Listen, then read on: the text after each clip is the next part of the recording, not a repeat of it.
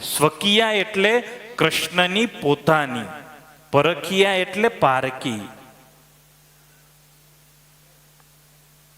ગોપીઓને માટે શ્રી કૃષ્ણ એ સ્વકીયા છે અને કૃષ્ણને માટે ગોપીઓ એ સ્વકીયા છે.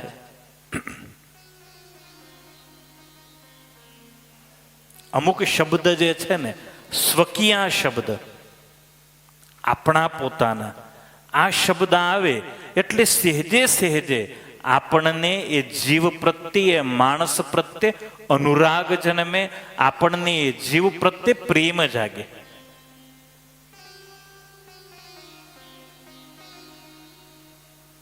અરે અમથોય ગામનો માણસ બજારમાં મળ્યો તો કે ચાલો ને ચા પીવા, કેમ બધાને નથી કહેતા? કારણ ત્યાં એવું છે, મારા ગામનો છે. ફળિયાનો હોય તો આઈસ્ક્રીમ જ ખવડાવીએ,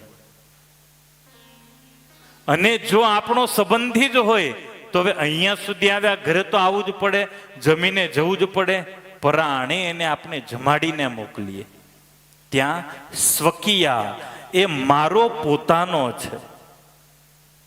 શ્રીમદ ભગવદ્ ગીતા એનો પ્રથમ શ્લોક,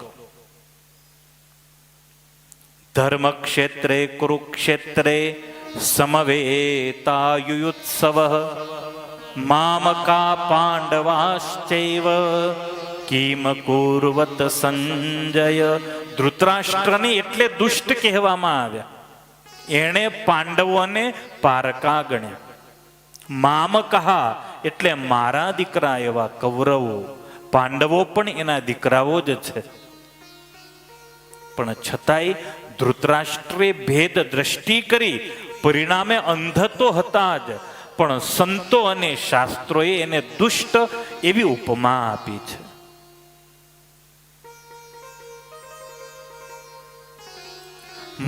મારો શબ્દ આવે છે ત્યાં જ બધી ભાંજગડો જીવનમાં શરૂ થઈ છે. મારો શબ્દ, આ વસ્તુ મારી, આ પતિ મારો, આ પત્ની મારી, આ ઘર મારું, આ ગલી મારી, બસ એ મારો શબ્દ આવ્યો ને એટલે ડખાવો ઉત્પન્ન થયા. બહુ મોટા સિટીઓની અંદર, શહેરોની અંદર અમારા ગણપતિ, બીજા ફળિયામાં ગયો હોય તો પગે ના લાગે એ ગણપતિને. એના ફળિયામાં ગણપતિ હોય તો ત્યાં રાતના 4 વાગ્યા સુધી ડીજે વગાડીને નાચશે. આ અમારા ગણપતિ છે. બીજાના ફળિયામાં પગે ન લાગે, બીજાના ગણપતિ એ ગણપતિ માનતો જ ન હોય, જાણે એમાં ગણપતિનો વાસ જ ન હોય. ગણપતિ માટે ઝઘડાઓ થાય, ગણપતિ માટે બરાબરને હુંસાતુશી થાય. ગણપતિ રડતા હશે, ક્યાં ફસાઈ ગયો. જાત જાતનું. હવે તો ગણપતિનો લગભગ 2 મહિના પહેલા એક સરસ મજાનો ફોટો આવેલો ગણપતિ દાદાનો, પાસપોર્ટ સાથે. પાસપોર્ટ તૈયાર થઈ ગયો છે અને હું આવી જ રહ્યો છું.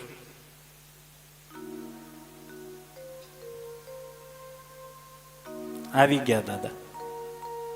એમાં પણ જીવને મારા અને પારકાની ભાવના છે. સાધુની અંદર પણ મારા અને પારકાની ભાવના છે. આ અમારા સાધુ, પેલા ફલાણા સાધુ, એના સાધુને જોશે ને તો જ પગે લાગશે. બીજાને તો એ સ્વામિનારાયણના ગણશે જ નહીં. ભલે સ્વામિનારાયણનો સાધુ હોય પણ એ ગણશે જ નહીં. પગે લાગવાની વાત તો એક, દક્ષિણાની વાત તો એક બાજુ એ રહી, પગે ના લાગે, બોલે નહીં. અરે ના બોલે તો કઈ નહીં, પણ આમ તો પ્રેમથી આમ હસતો હસતો સામે જુએ તોય વાંધો નહીં, મોઢું ચડાવીને જ જોશે. કેમ? તો કે અમારા સંતો નથી. મારા શબ્દ આવ્યો ત્યાં ડખાઓ પેઠા, ત્યાં માયા જાગી. આ સાધુ અમારા છે, આ ઘર અમારું છે. મહારાજે વચનામૃતની અંદર એમ કહ્યું કે આ મારો શબ્દ છે ને એને અમે નથી ભૂલતા ને. હું જ્યારે જ્યારે સ્નાન કરું અને સાથળ જોઉં ત્યારે મહારાજ કે અમને ખાપા તલાવડી યાદ આવે છે, અમને એ મિત્રો યાદ આવે છે. અમને એ સગા સ્નેહીઓ યાદ આવે છે, જે બિલકુલ નિર્મોહી હતા, સંસારના સંબંધોથી પર હતા, પણ મહારાજ એમ કે આ જોઈએ એટલે ખાપા તલાવડી અચૂક યાદ આવે કે ત્યાં અમને આ ખાપો વાગેલો જેની આ નિશાની છે.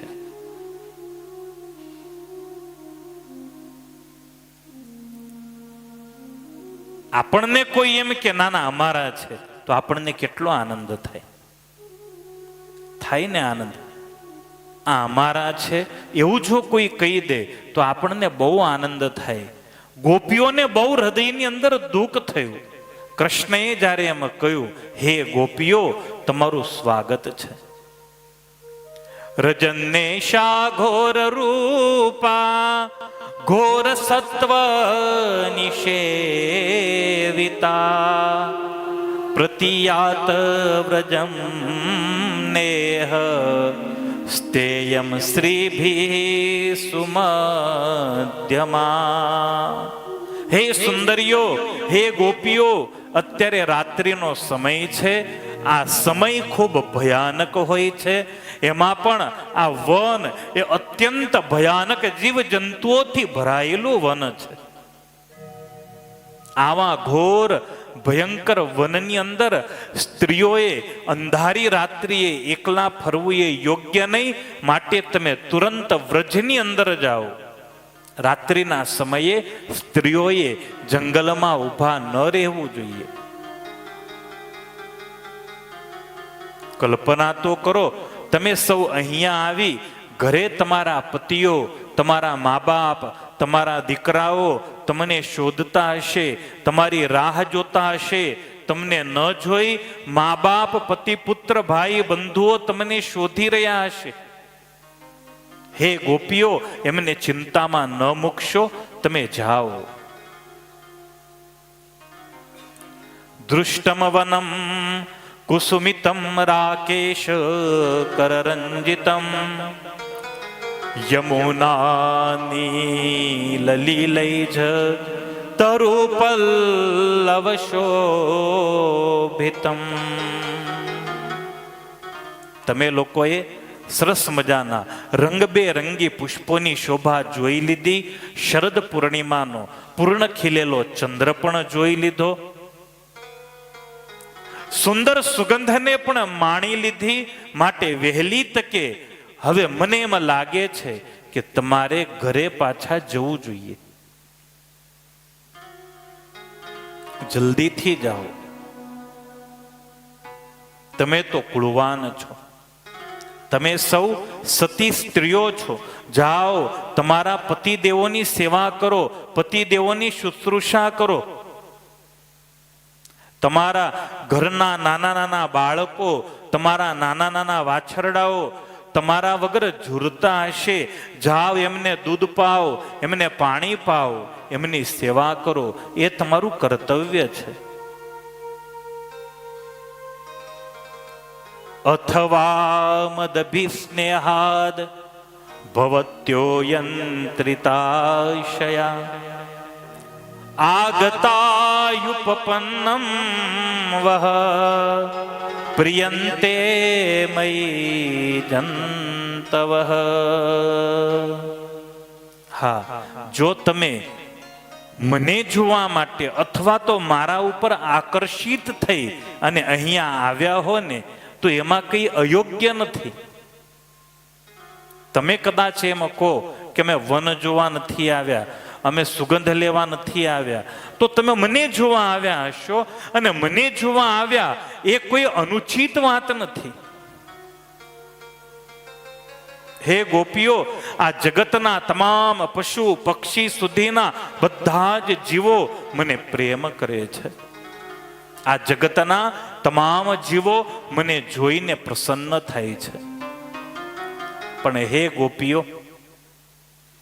તમારો પરમ ધર્મ એ છે કે તમે તમારા પતિની સેવા કરો. તદબંધુનામ ચ કલ્યાણ્યમ પ્રજાનામ ચાનુપોષણમ. હે કલ્યાણી ગોપીઓ, સ્ત્રીઓનો પરમ ધર્મ છે પતિ અને પરિવારની નિષ્કપટ ભાવે સેવા કરે, પોતાના સંતાનનું એ પાલન કરે, પોષણ કરે. હે ગોપીઓ, જે સ્ત્રીઓને યોગ્ય સ્થિતિ પ્રાપ્ત કરવી હોય, જે સ્ત્રીઓને ઉત્તમ લોકની પ્રાપ્તિ કરવી હોય, એ સ્ત્રીઓએ તમામ પાપોને છોડી અને પોતાના પતિની સેવા શુશ્રૂષા કરવી જોઈએ. દુશીલો દુર્ભગો વૃદ્ધો જડો રોગ્ય ધનો પીવા. ભગવાન કૃષ્ણનો આ જે ઉપદેશ છે, આ બહુ અદ્ભુત ઉપદેશ છે. કૃષ્ણ આવો ઉપદેશ બહુ ઓછો આપે છે. કૃષ્ણને તો માર હથોડો કર ટુકડા આ જ ગમતું. કૃષ્ણના મુખે આવો ઉપદેશ બહુ જવલ્લે સાંભળવા મળે છે. અને આ ઉપદેશ પરમાત્મા 7 વર્ષની નાનકડી ઉંમરે આપે છે. 7 વર્ષનું બચ્ચું શું કરે? લખોટીઓ રમતું હોય. અત્યારે તો 21 વર્ષે હવે લખોટીઓ છોડી, હવે તો 25 વર્ષે બાપો મોબાઈલમાં ગેમ રમતો હોય. અને પેલી કઈક આવી છે ને પપ્પી, હમણાં કઈક આવી છે ને, હા, પબજી, હા, એવી કઈક ગેમ આવી. બોલો, ગામ ગાંડું થયું છે. ભગવાન કૃષ્ણ 7 વર્ષની ઉંમરે બહુ દિવ્ય ઉપદેશ આપે છે. જે સ્ત્રીઓને ઉત્તમ લોક પ્રાપ્ત કરવાની અભિલાષા હોય, તેમણે પાપોને છોડી બીજા કોઈ પણ પ્રકારના પતિનો પરિત્યાગ ન કરવો. ભલે એનો સ્વભાવ ખરાબ હોય, ભલે એ ભાગ્યહીન હોય, ભલે એ વૃદ્ધ હોય, ભલે એ મૂર્ખ હોય, ભલે એ રોગી હોય, અથવા તો નિર્ધન કેમ ન હોય. જોડાઈ ગયા એ જોડાઈ ગયા, હવે એ છૂટું ન પડે. ફેવિક્વિકની જાહેરાત આવે ને, એમાં હાથી, 2 હાથી આવે, પછી લોખંડનો ઘોડો આવે, પછી એમની પૂંછડીને ચોંટાડવામાં આવે, 2 ખેંચે પણ છૂટું ના પડે. આ એના કરતાંય વધારે ગુંદર પેલા ગોર બાપા મંત્ર દ્વારા વાપરે લગ્ન વખતે. બરાબરના છેડા અને એવી ગાંઠ મારી હોય. એની હામા પાચમ તો તમારી હામા પાચમ. બધા જ ઘરવાળા ક્યાંક ને ક્યાંક ફરતા હોય, ખબર પડી જાય હામા પાચમ છે, ભાઈના ભોગ લાગ્યા છે, એટલે આવે અમારા ભાગમાં.